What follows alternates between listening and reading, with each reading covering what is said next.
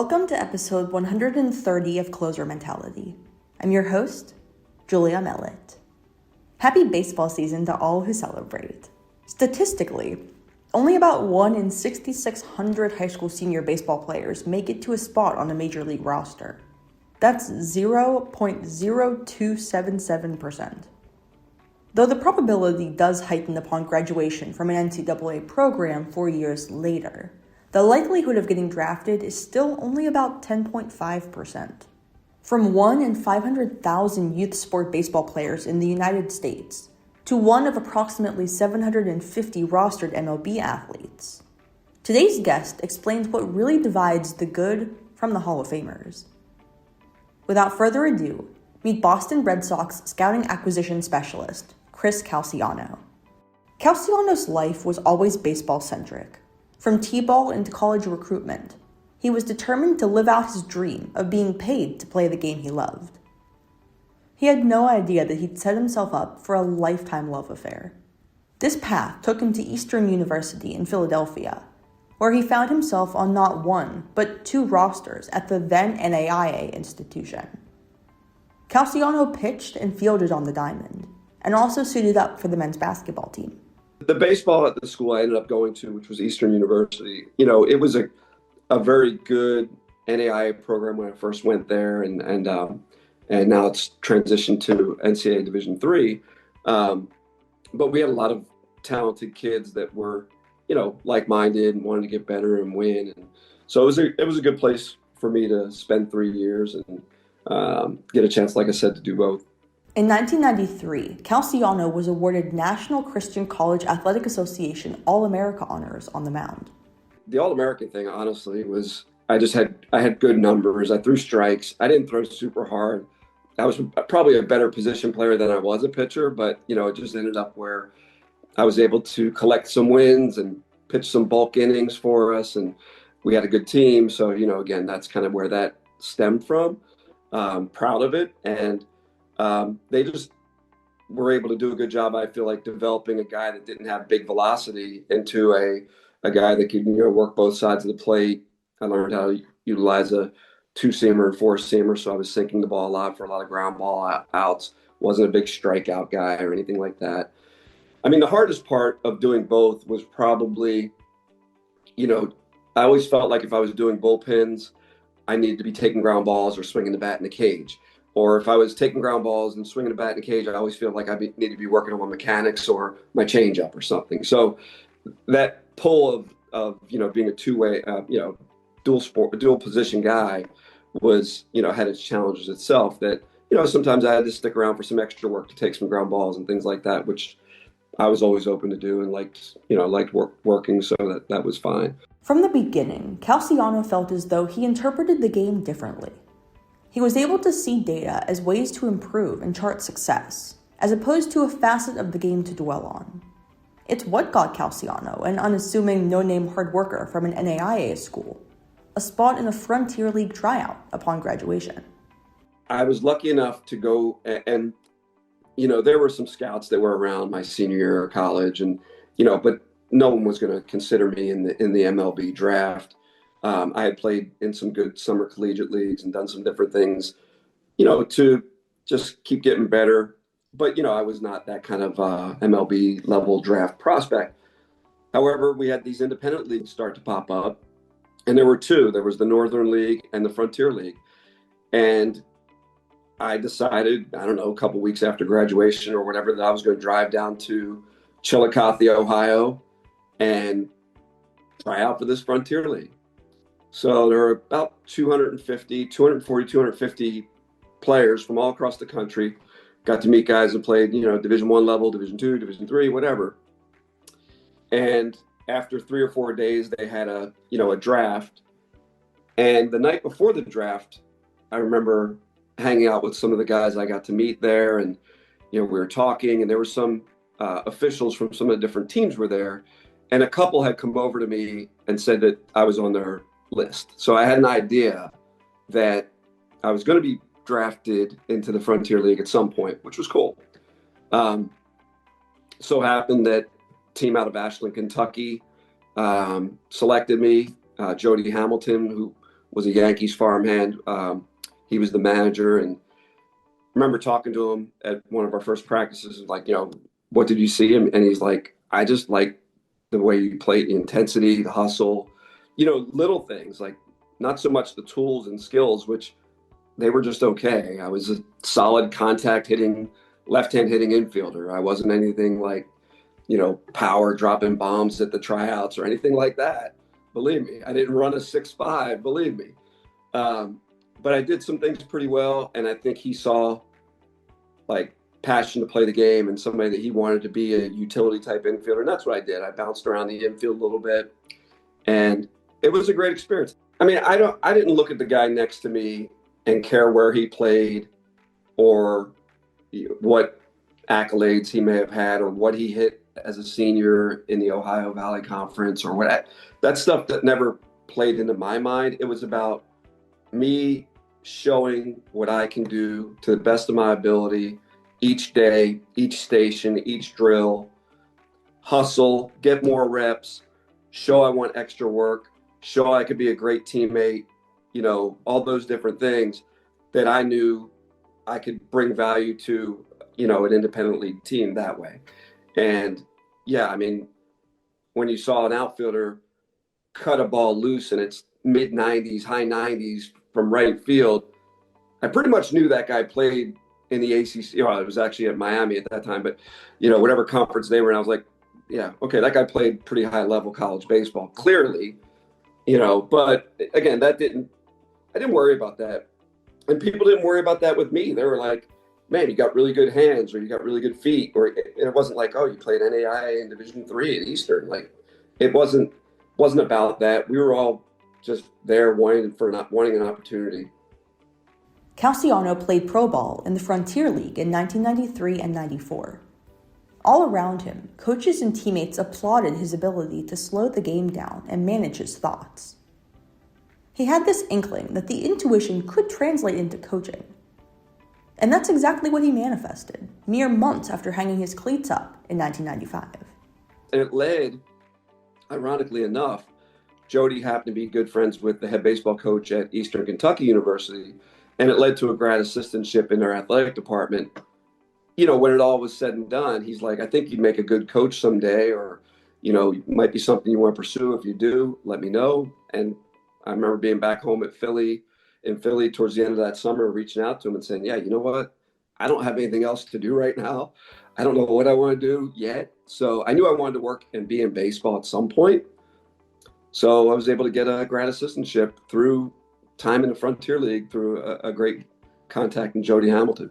Calciano's graduate assistantship with the Eastern Kentucky Colonels allowed him additional time at the ballpark, as well as a master's degree in physical education and sport administration, something he calls a fun addition to his repertoire. He quickly assimilated into the world and mindset of a college coach, working his way into an assistant coaching position with the Drexel Dragons in 1995. When I got out of the Frontier League, I was like, okay, look, maybe I'll still play in some summer semi-pro men's leagues and things like that because I love playing the game. But, I want to make this a career somehow. And so to make it a career, it wasn't going to be through playing. It was going to be through other avenues. Full-time coaching jobs were not easy to get in the mid-90s. It was very, very difficult, even with a little bit of, Frontier League playing time and master's degree and whatnot. It was a challenge. And I remember reaching out to a lot of the coaches that recruited me. When I finished up my master's degree, I reached out to a lot of the coaches that had recruited me in the Philadelphia area, Division I schools and stuff. And a few got back to me, and I was able to have lunch with the head coach at Drexel, Don Maines, and it was awesome. We just immediately clicked. Similar approach to the game, mindset, passion, fire. Can tell he was an overachiever as a player. That kind of and I feel like I tried to be that too. And we just hit it off really well. He offered me a job on the spot. It was maybe a volunteer assistant my first year, but he let me coach. I handled the infielders. I helped him with the hitters. He was never over my shoulder in drills. He was letting me teach the way I liked to teach footwork and hands and, release and arm things with infielders. If there was a thing that he thought I could do better, we'd talk about it in the office, of course, but, really, really was a great mentor to my coaching career. And even today to my, in my scouting, like I still talk talk occasionally with Coach Maines. I wish I talked more often with him, but, I think it was a great fit for me, and it worked out to be an amazing 5 years I spent there with him at Drexel. And you talk about when people go through not internships, but like apprenticeships and things. It was the best apprenticeship, internship, whatever you want to call it, to become a head coach. Working with him, with Darren Munns, who is a head coach in college now. Roy Hallenbeck was another guy I worked with on staff there at Drexel that is a successful, longtime successful high school baseball coach that coached Mike Trout, and then is now working with USA Baseball. And like, it's just cool to know that, I was part of a staff there at Drexel for some time that was really good and beneficial and helped me in my future career. When I first broke into scouting, college coaches were looked at as, college guy, isn't really going to be able to make an impact in player development, or, we have to, train and teach a lot. And today I look at some of the college guys that are becoming big league managers and, hitting coordinators and things like that. And it's come full circle to where the college guys have a little bit more, I'd say, respect from the pro game and the pro people, which is cool. But it wasn't necessarily like that when I first started out. Let's just say that. He spent the next 4 years as the head coach at Westchester University in the Philadelphia suburbs, and then further south at Georgia College and State University in Milledgeville, Georgia. I was pretty much looking for guys that would run through a wall for me, run through a wall for the program, and wanted to win above everything else. Guys that have won, they were successful. So I talked to my assistant coach. I said, we're going to go and attack the successful high school programs within Chester County, Berks County, Montgomery County, Bucks County, all the different counties around Philadelphia County. And then even into New Jersey, kids that had played for Brooklawn Legion and these Legion programs that won the Legion World Series. Like, I want winners. Okay. It doesn't mean I'm not going to take a kid that played on a not great team, but had tools and projected. But I knew I needed to bring in kids that would expect and put the work in to win at the college level. My first recruiting class, so we were 22 and 27 or something like that my first year, maybe, with the group that, here it is, here's your team. And my first recruiting class had, I want to say 2 or 3 Westchester Hall of Famers in it. And they were kids that, and one's the current head coach, Mike LaRosa. And that kid turned down good Division I offers to come play at Westchester for me and be part of what we were going to do. And they came on not a promise, but a platform that I was recruiting on. We hadn't won yet, but they bought in. They bought into my vision. I felt like we knew how to turn a program around and be successful. And we would do that. And it was super, exciting to get commitments from players like Mike and Jeff Brennan, who's one of the other, he's in the all-time record books at Westchester. He's in the Hall of Fame there. And the next year, the recruiting class included Frank Gailey, who went in the Hall of Fame, and Matt Calise, who went in the Hall of Fame. I mean, it's really lucky. And, we hit on some kids that were everything and above what we thought they could be at the college level. And they, like I said, many of them turned down good Division I offers and opportunities to come to Westchester because maybe we offered a chance to play or pitch sooner. We offered some things that maybe they weren't going to be able to get had they gone to school X, Y, or Z at Division I level. So recruiting was challenging at historically a program that had been down and an underachieving program. But if I got in the house and I was big on home visits and doing it the right way, and I saw some of my daughter's recruiting firsthand, and some coaches did it the way I approached it, and they called her consistently.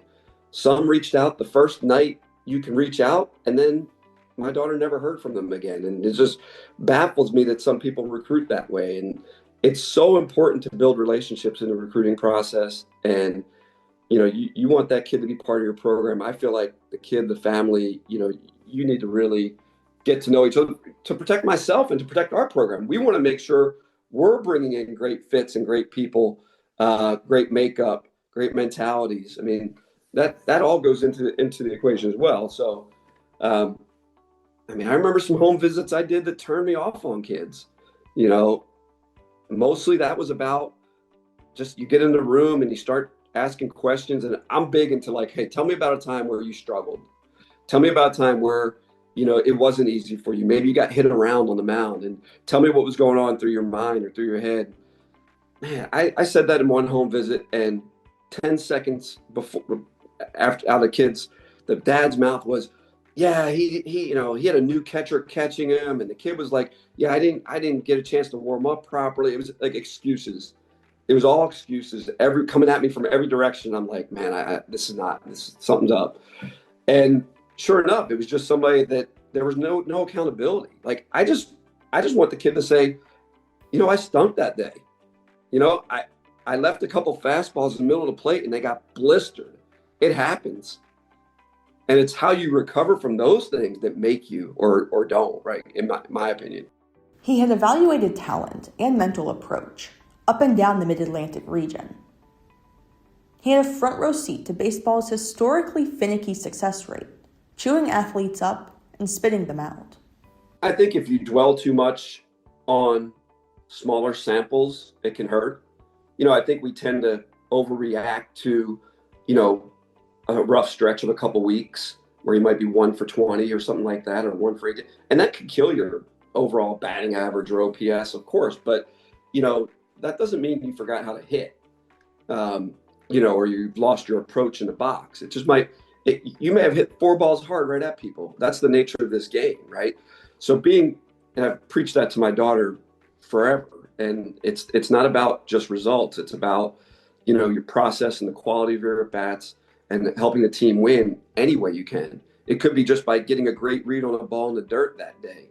You may have gone 0 for 4, but you reached on a fielder's choice one time in a close game. Well, if you have an outstanding read on a ball in dirt, or you steal a base and score a run, that's as big as going, 2 for 4 that day, if you ask me. And doesn't show up that way in your stats, maybe.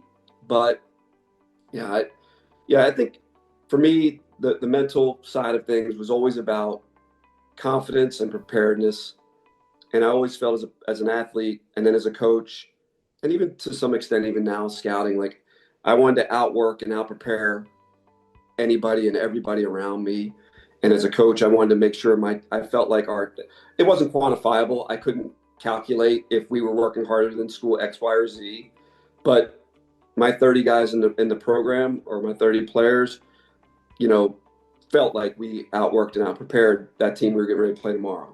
I think some people tend to overemphasize small samples, or get overly critical of themselves or down on themselves. And equally, if you're never as good as that 4 for 4 day, right? It's about trying to stay even keel and riding out some of the ups and downs, because there's this game. I mean, you've seen the Derek Jeter quotes, or everybody. There's always quotes. This game can kick your butt if you let it, right? And you have to understand the highs and lows and fight through those. Is something interfering with your happiness or preventing you from achieving your goals? Regardless of if you have a clinical mental health issue like depression or anxiety, or if you're just a human in this world going through a hard time, therapy can give you the tools to approach your life in a positive way. That's why I'm excited to tell you about today's sponsor, BetterHelp. BetterHelp's mission is to make therapy more affordable and more accessible. This is an important mission because finding a therapist can be really hard, especially when you're limited to the options just in your area.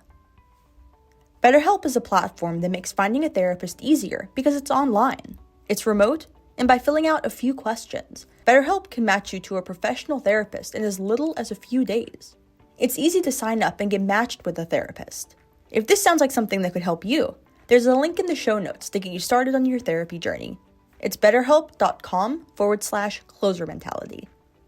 Clicking that link helps support this channel, but it also gets you 10% off your first month of BetterHelp.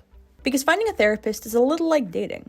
If you don't really fit with the therapist matched with you, it's easy and free to switch therapists without stressing about insurance, who's in your network, or anything like that. So if you're struggling, consider online therapy with BetterHelp. Click the link in the description or visit betterhelp.com/closer mentality. That's BetterHelp, HELP.com/closer mentality. Thanks again to BetterHelp for sponsoring this channel. Did you know that you can purchase audiobooks directly from your favorite local bookstore? With Libro FM, you can pick from more than 325,000 audiobooks, including bestsellers and recommendations from real booksellers. You'll get the same audiobooks at the same price as the largest audiobook company out there, you know the name. But you'll be part of a different story, one that supports your local community. If you're new to audiobooks, they're the perfect way to squeeze more reading into your busy life. Listen with the free Libro FM app while you do chores, walk the dog, or relax at home. If you already love audiobooks and don't know what to listen to next, check out recommendations from the people who know best, booksellers. Closer Mentality has partnered with Libro FM on a special offer. Through the link in the show notes, you can get 2 audiobooks on Libro FM for the price of 1. Offer only valid for new members in Canada and the US. Thanks to Libro FM for sponsoring this podcast.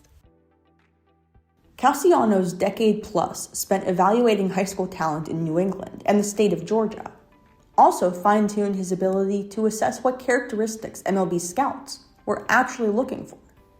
The biggest thing is we are much more forgiving bringing a kid onto a college program about some flaws or blemishes, or if there isn't, if he hasn't fully physically developed and things like that yet. Whereas on the pro side, we're still going to take those super projectable young high school talents or Dominican players and things like that. But when you're talking about a college guy for the draft, you're definitely going to be looking for more polish than they had coming out of high school, and because they're further along. They're 3 years older if they're college juniors, or 4 years older, or even some of these guys that played 5 years in college, right? Like you're much closer to your end physical projection. So, are the tools, are the skills, the framework of them at least present to survive a ball, for a college type player? I mean, I don't see a whole lot of value in just taking a college guy if he's going to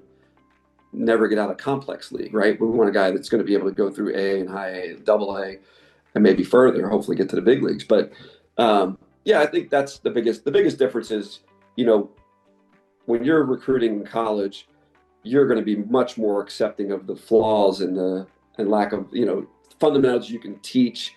I mean, believe me, we still do a lot. Our player development people do a great job of taking players and improving their pitch mix or their bat speed or different areas that they need help and develop. And player development departments all across all 30 clubs do really well with these things. And they need to, because very few guys are a finished product and ready when they come into pro ball, right? Like, yes, there are the rare special cases of guys that are ready to play like with minimal minor league time, but a lot of players still need to develop. I think that the biggest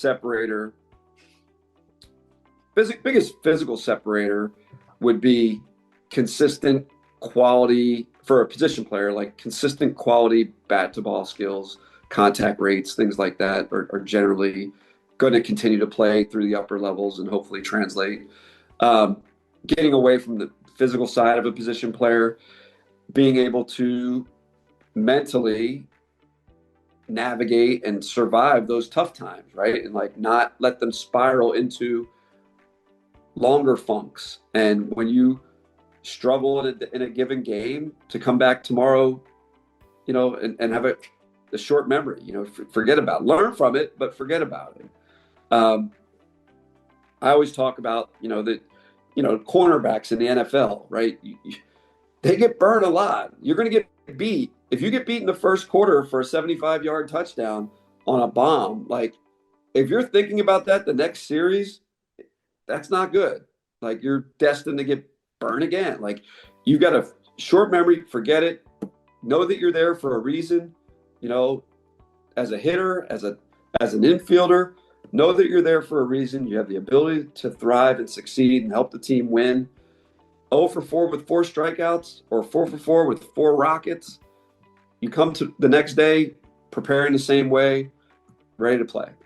And that's, I'd say, again, not quantifiable necessarily, but guys that have that approach and that mindset seem to impress me and last longer and maybe sustain those bumps at the upper levels better. Major League Baseball statistics would suggest that upon beating all the odds and getting drafted to one of the 30 clubs, you should be on a 40-man roster within 5 years. Player development projections dictate that kind of ascension, but with now 4 distinct levels of the minor league system to shoot up through, thousands of players a year get lost in the talent churn. The plot thickens further with Major League Baseball's high schooler eligibility. Since the draft's inception in 1965, high school players with talent and a dream could be draft eligible at 17 and 18 years old. So what skill set makes that 17-year-old a safer bet for success than a 5-year Division I player? Historically, 29 of the 67 MLB draft number 1 picks have come straight out of high school. Player development, people love getting their hands on the 17, 18-year-old kid as opposed to the 21, because a lot of times, think about the 3 years of like, whether it's been his coach in college that's, taught mechanics a certain way or approach or whatever it is. So like you're spending time, not always, but sometimes player development has to spend time in like correcting years of doing things a certain way to get the most out of, because let's face it, college coaches, winning is an important part of the job. Okay.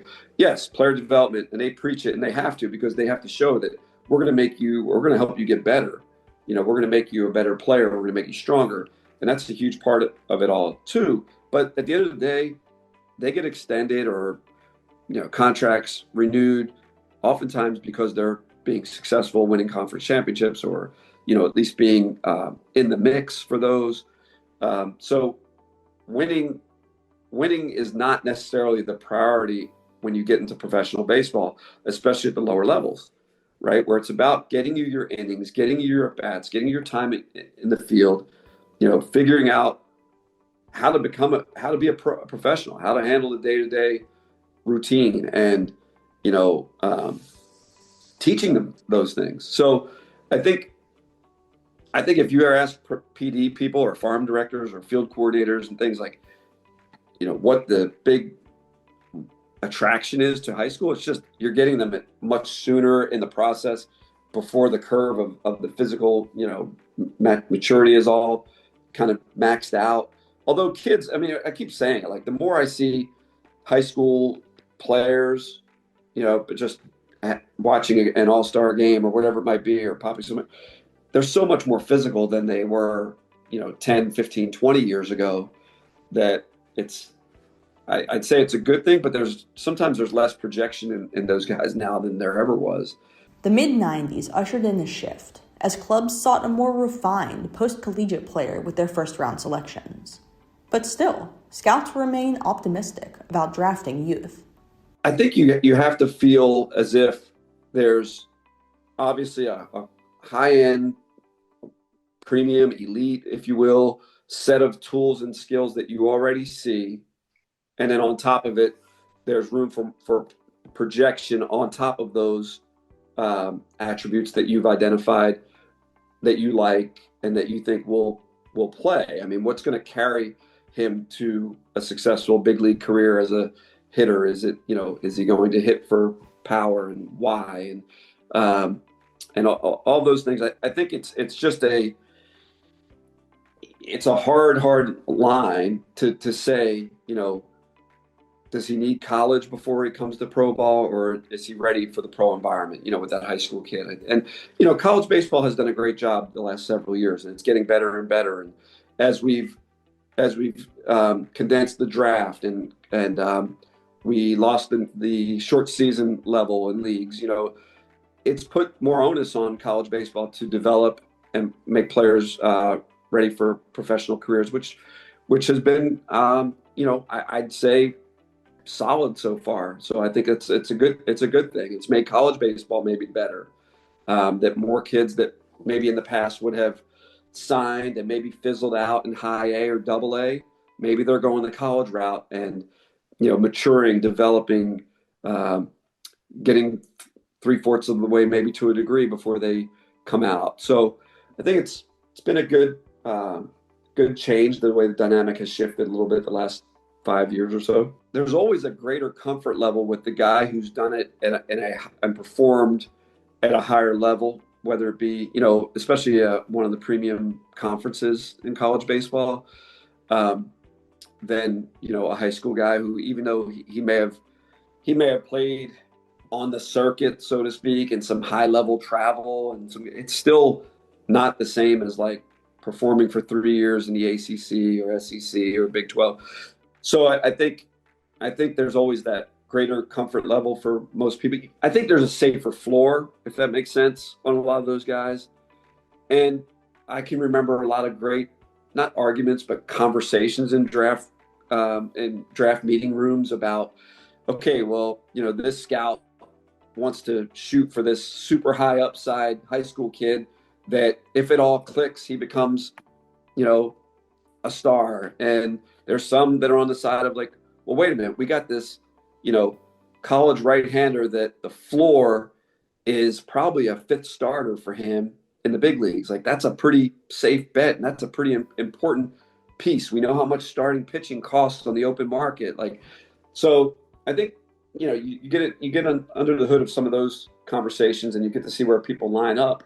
And I think there's balance. I think a lot of it depends on where your system is at a given time, where you're not so much, you don't look at your major league team if you're in the win cycle or the rebuild cycle necessarily, but more of a system. And if the system is like really light on upper level quality arms, maybe you're going to look at that college righty that's closer to ready a lot harder than that high school shortstop that, might be 4 or 5 years from impacting, or helping. So, yeah, that's kind of very basic, fundamental explanation of those things, I'd say. He also noted that the collegiate experience makes for a more well-rounded player, in part due to the data science influences that major athletic departments have at their disposal. We didn't have the fancy Rapsodo hit track stuff when I was coaching at Westchester or Georgia College or Drexel prior to that. We used the radar gun and ropes in the cage for, launch angle and exit speed, things like that. But we were cognizant of it, and we wanted to coach and teach to improve those things that we felt were important, which, hitting the ball harder is going to make you better. Like, that's, how can we do that? Can we improve bat speed? We knew ways that we could improve bat speed. We knew ways that we could develop velocity. Was it different than maybe the weighted balls and some of the different driveline things that driveline other people do today? Sure, it was different, but there's plenty of kids over the course of my college coaching that we added a few miles an hour to in their peak velocity. We added a few miles an hour to on their average velocity. They were able to hold velocity, which meant to me like we were improving arm endurance, longer in their outings, which is very important. Their stuff held. So, it's not that we're smarter today. We might have more access to cooler technology and toys and things that are flashy and video game like hit tracks. And my daughter sends me the video of like hit tracks in her cages, and it's cool and I love it. But, we were teaching and coaching that way 25 years ago. Like, it's not new in that respect, but I think kids learn differently maybe now than they did then. And it's an iPad generation and video game generation and all those different things that, go into showing them different things, and that's what I mean by like, the data. And hey, this is where, your extension was coming into this season. We worked on improving your extension. Now, we're showing you through Rapsodo, you're getting an extra 6 inches of extension, which is allowing your fastball it might be 91, but the hitter feels it at 93, and, again, it takes, I've had to learn a lot. I've had to adapt over the last 5 years. The data, the spin, just all the different, some of the different nuances of what's important to, my particular organization, or when I was with Cleveland, what was important there. It's made me a better scout. And if I ever coached again, it would make me a better coach because, just the wealth of information that I've been able to, learn and experience and actually have hands-on work with. It's been very valuable to me learning and growing as a baseball person. There's a scout I respect a great deal, Sean Pender, who's been around a long time. And years ago, when I first maybe got into scouting, there was things starting to change about evaluation. He used to always say, it's adapt or die. Adapt or die, whatever field you're in, technology, you got to embrace it. And, there are some teams that may have gone too far on one side, too heavy in data, and they're pulling back a little bit to get a little closer to the middle. There are some teams that were way, way, way oversaturated in the human, the scout side and needed to build out their analytics and data, and they've done it. I think the best are somewhere where there's good balance, right?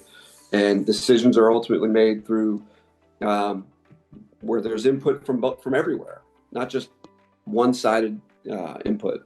When Calciano broke into the scouting scene in the mid-2000s, his connections on the high school recruiting trail translated into talent acquisition in the majors. The Boston Red Sox tagged him to spearhead their Mid-Atlantic scouting profile. I want to say I did a phone interview with the Red Sox in 2006, and they ended up hiring a great baseball guy, Tony Guzzo, who was a longtime coach in Old Dominion and some other places, and they hired Guz that year, and he did the Mid-Atlantic. I didn't get an in-person interview, which I felt like if I had gotten in front of them, they would have felt maybe more comfortable because I didn't know anybody there. There was no connection. It was just through my work. They knew who I was, head coach doing good things in Georgia. Fast forward a year later, it's right after the draft, 2007-ish, and the scouting director at the time, Jason McLeod, calls me. He's like, "Hey, are you still interested in being a scout?" I'm like, "Sure." Yeah. He's like, "Well, we want to bring you up to Fenway, interview you. We're going to open up the Mid-Atlantic again." But the funny thing of the whole thing is, Guz was there in 2007 for the draft and everything, and 2007 was a World Series year for the Red Sox, so they got that ring. And I got there after the draft, so I didn't get a ring in 07 because, I was hired after. You got to be on staff kind of before the draft is the way they do that. So anyhow, did I think I'd be back coaching probably within 5 years?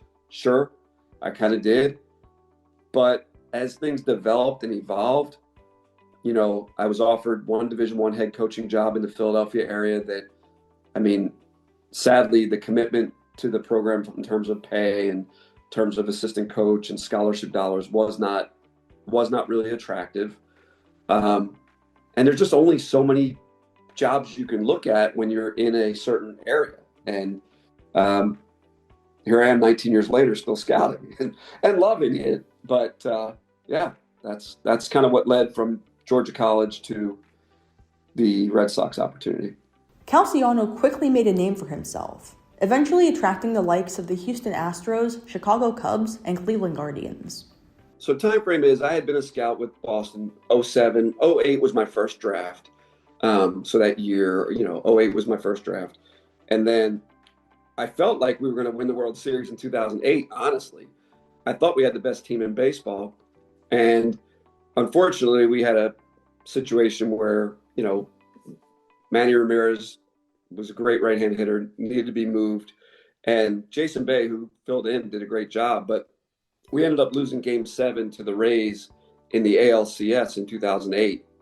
We had and granted, I say this, the Phillies were my childhood team. I'm from Philadelphia. I'm a Philly guy, Phillies, Flyers, Sixers, Eagles. But we had smoked the Phillies in the interleague play in 2008. And I was like, all right, we win this game 7. We're going to go in and steamroll the Phillies, and I am going to get a ring in 2008. Well, David Price came in as a rookie in 2008. I think he got the last 9 outs against us, and the Rays beat us in the ALCS Game 7. And then the Phillies ended up beating them in the World Series that year. But that was 2008. So, yeah, I thought it had a chance to be a World Series year that year, too. Anyway, 2013, I mean, that was the marathon tragedy year. What an amazing group, and awesome run to and through the World Series. Great moments. My first experience of being part of like the World Series gala, the big event they have at the home ballparks, and being there with all my buddies, the scouting buddies and player development guys, and just enjoying, being in the bleachers for games 1 and 2. Incredible experience I'll never forget, and I'm super appreciative of the way we were treated, by the Red Sox at that time, in those years. And I think it was 2014. A good friend had become a higher up with the Astros, and that kind of led to him trying to get me over to there.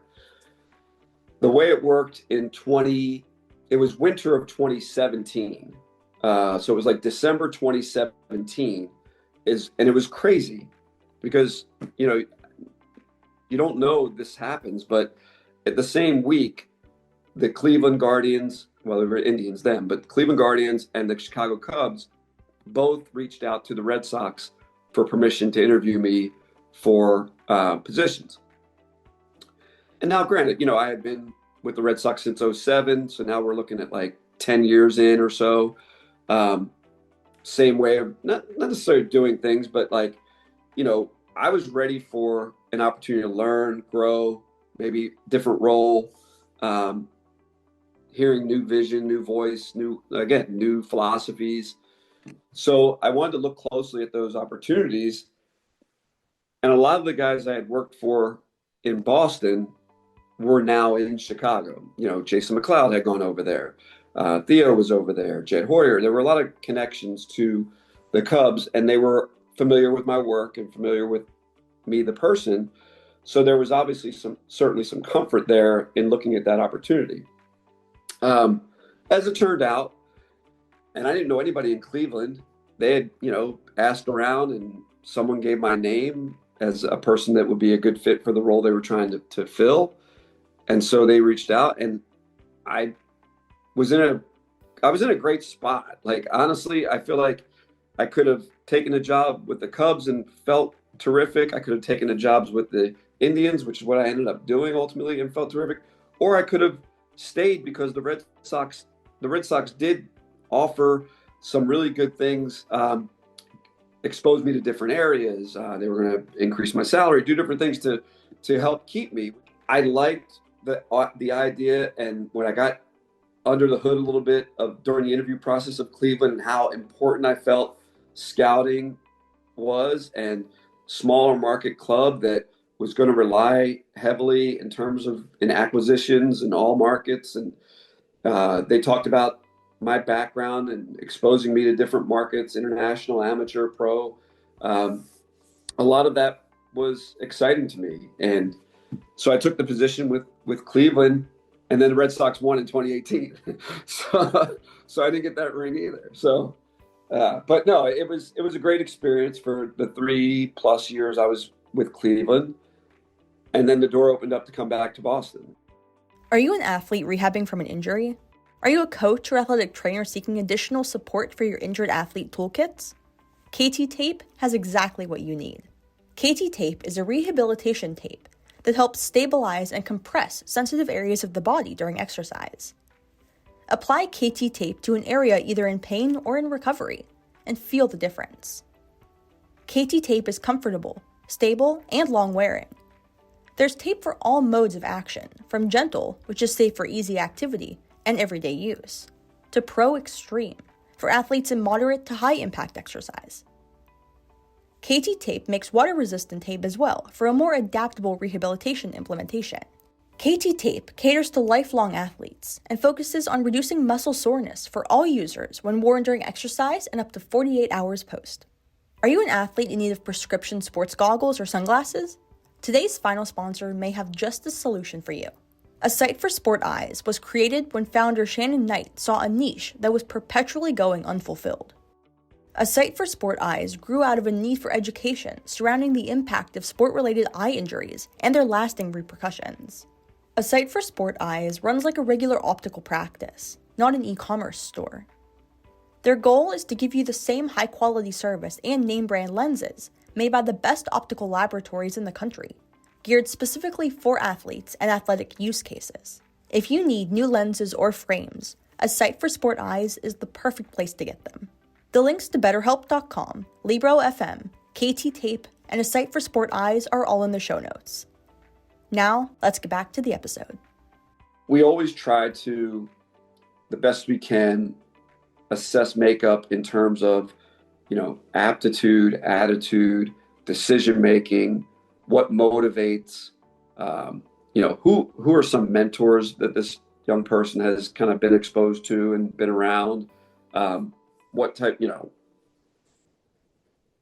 of coachability or accountability, those type of traits that you learn through not just watching the player play, but getting to know them either through, making visits with them, spending time with them at the, sometimes in colleges we used to get like a little bit of time with them in the office to either give testing or ask the questions. But it's an important role in the process. You have to, I don't want the kid that the goal is to be drafted, right? Like I want to find out that his goal is to not only make it to the big leagues, but to be a long-term big leaguer. Like I want to try to find guys that when I was an area scout, like want to play in the big leagues for a long time.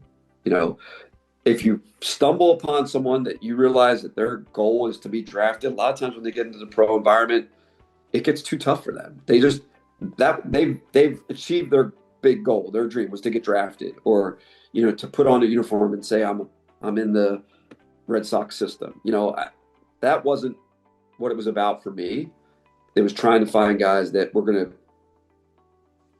to use Pete Rose's term, run through hell in a gasoline suit to get to the big leagues. Do anything it took, to find a way to scratch and claw, to play multiple positions if asked, to do little things. And that's not always easy to uncover. But you get clues. You watch. We would go watch practice. I would go watch practice for a high school kid and see his interaction with his teammates. Does he? And I wouldn't even. Sometimes I'd be out in the outfield where nobody knew I was there. But just watch. And is this a kid that is well respected by his teammates, or is he carry himself in a way that puts off these guys? Or is like carries himself like he's better than everybody else, and things that don't really pan out typically too well. There's always exceptions, but I want to see the guy that makes a great play and 7 guys are in a dugout or out there on the top step greeting him coming off, not no one. Because if there's no one, I'm saying there's a reason there's no one there. I'm monitoring how he handles, maybe there's 2 outs, nobody on in a close game, and the shortstop kicks a routine ground ball. Is he frazzled? Does he go ball 1, ball 2, ball 3 to the next hitter? Does he, show bad body language after that happens? Just looking at things a little closer when stuff goes awry, if that makes sense. Like, it's everybody is composed and confident, and strong when it's smooth sailing. Okay. What's he like when stuff starts to happen in the wrong direction? I was ready to say a word that I can't say happens, but you know what I mean? If I'm watching an amateur player, the player that shuts it down halfway down the line on a routine ground ball, just laziness, lack of hustle, not even hustle, but just lack of playing the game the right way. would turn me off. Would it completely X a guy off my list? No, because if there's insane ability, you have to hope that there's people within your organization that can get him to improve on some of those things that you don't like, right? They're correctable. Maybe nobody's ever told him, look, or maybe nobody's ever punished him. We're going to take you out of the game if you don't run the ball out. You know, you're in college or you're in high school. So things like that on the amateur side would be, you know, cause me to hesitate sometimes on some guys. In the professional environment, there's not a whole lot. I mean, on-field makeup, again, I want to see players that care. You know, I want to see players that want to win and show, and you can see that. I want to see players that, you know, when I go there early on a Tuesday, first day of the series, Tuesday through Sunday, and they're getting some defensive work, that are doing it business-like. You know, they're not just out there going through the motions, that they're trying to get better. And it could be August and 100 degrees, and I get it, and that's hard. But you know what? It's hard to survive in the big leagues too. And you know, you have to do some things sometimes when you're in A ball, double A, whatever it is, to, you know, grind through it. The PD people will tell you that separates and gets guys they got to be able to embrace the grind and manage that and get through it. So everybody has ability, right? Everybody's talented. There's tons of tools. There's guys that throw 100 in A ball. They don't yet quite know where it's going consistently, but it's in there. And there's guys that can hit balls 115 miles an hour in A ball. It's just they do it once a week and not 6 times a week. And so ability's there. It's what's going to separate, you know. Thanks so much to Chris for joining this episode of Closer Mentality. You can watch he and I's full interview on the Closer Mentality Uncensored YouTube channel. The link to that is in the show notes. Thank you so much for listening to episode 130 of Closer Mentality. As always, I'm your host, Julia Millett. See you next week.